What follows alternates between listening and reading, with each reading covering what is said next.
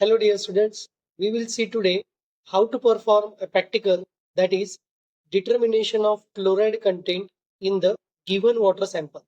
So with the help of this practical, you can determine how much amount of chlorine is present in the given water sample. So let us start with the practical. We will see actual demonstration how to determine the chloride content.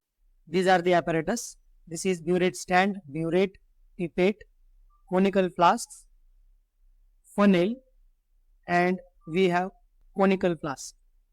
Now we'll see the chemicals.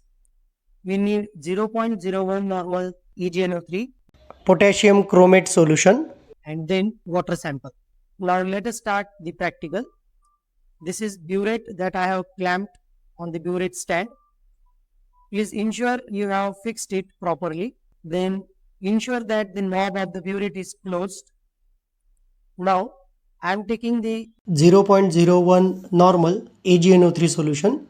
you have to adjust the burette and fill up the burette with AgNO3 solution. I am filling it completely. If you see here, I have filled the burette above zero level. Now, this is because I have to make sure that the bottom side, it is the air gap. Now, I want to remove this air gap by just removing the water. Now, I am putting it on and removing the bubble. The drops and the bubble is removed. Now I am adjusting the zero mark on the burette. You see here, this drop by drop I am releasing the solution, and here the zero mark is adjusted.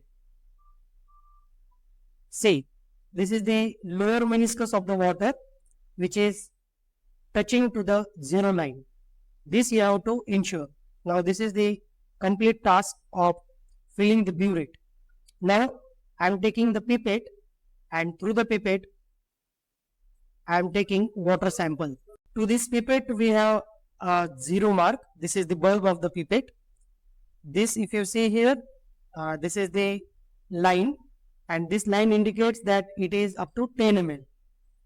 You have to take the solution into the pipette. Now I am sucking the solution and taking up to the mark.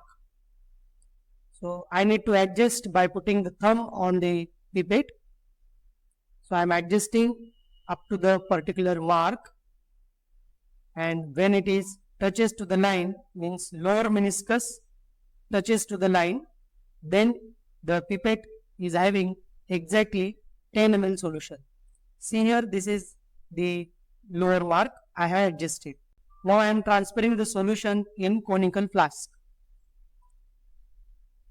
So we have completed two things: filling up the burette and taking the solution, means water sample, through the pipette in the conical flask.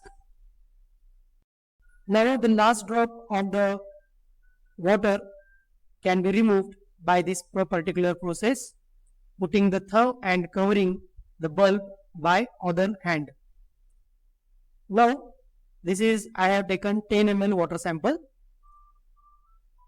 Now I am adding the potassium chromate solution, that is an indicator.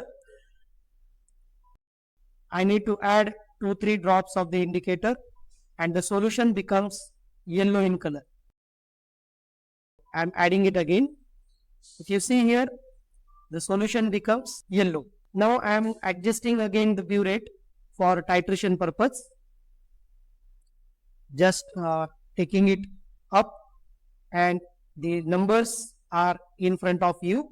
Now I am opening the tab and starting the addition of AgNO3 solution into the pipette with constant shaking.